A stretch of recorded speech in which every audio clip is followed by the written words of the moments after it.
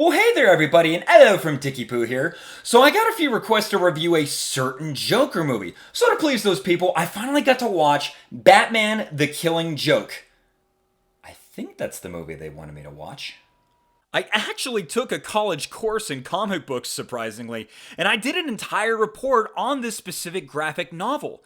Being one of the most brutal Batman stories out there, I loved it for its intense and dark look into madness. So, is the movie a proper retelling? Well, not really. The biggest difference they have here is the focus is on Barbara Gordon, aka Batgirl. From what I remember, there was no real Batgirl backstory in the graphic novel. It just started on Batman walking into Arkham to talk to Joker. I understand why they did it because Barbara is one of the most important parts of the original story, even though she isn't in it that much. Having Barbara as the focus and the star gives her character strength of overcoming something so vicious. So it is somewhat giving a message of enduring after extreme circumstances, the shooting, the R word, everything that happens to her. Yeah, it is a little in your face and preachy with the misogyny, like at the beginning with Franz and how he was obsessed with Batgirl sexually, but since this is normally a rather short story with no other direction besides the fall into madness, I can see why the filmmakers wanted to give it something sort of timely, which I respect. But the biggest problem with all that is it barely goes anywhere. There really wasn't reason to show all that background on Barbara because she gets pushed to the sidelines anyway when they finally jump into the main story from the graphic novel. Yeah, they give her a little bit of an end there during the credits, but it just was not satisfying to give that character all kinds of build-up with no payoff. Because in reality, this story is not about her.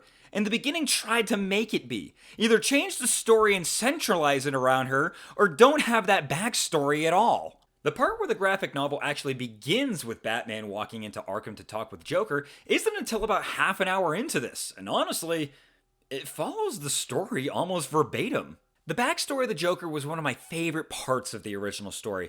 Seeing this man struggle and fall and show how this turn to madness could happen to anyone. But it seemed to have had a flow problem from switching between Joker's backstory to the present. It didn't really work. I don't know why it just kind of killed the flow of everything. I would have rather have had the entire backstory in one long part and then the rest have it all in the present. Yes, the point of doing it that way was to show what Joker's game is in steps, but it works best when it's going from Batman's chase to what Joker's doing, not with the flashbacks thrown in there. The animation is very well done. Great backgrounds. The designs of the characters look similar to how they were in the 90s animated series, which I love, but only with some slight adjustments that aren't too jarring. And the voice actors, fantastic. I'm so happy they got Kevin Conroy as Batman. He will always be the voice of Batman to me. Tara Strong is one of my favorite voice actors, so her returning as Batgirl is great as well. And of course, no one can voice Joker better than Mark Hamill. He is seriously perfect.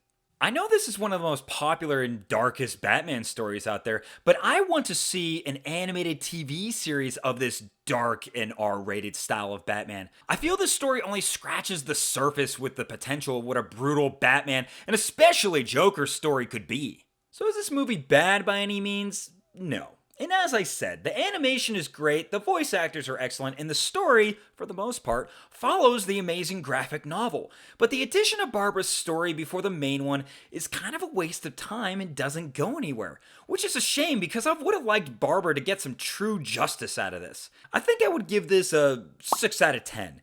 It won't be the worst thing to watch, but just stick with reading the original graphic novel. I want to thank you guys so much for watching, and as always, don't forget to like this video, share it with your friends, and subscribe to my channel for more movie discussions, animation reviews, and anything else I can come up with. Now, I know there's another Joker movie that people want me to review, but I don't know. I don't think Suicide Squad's going to impress me with another watch. Thanks, everybody!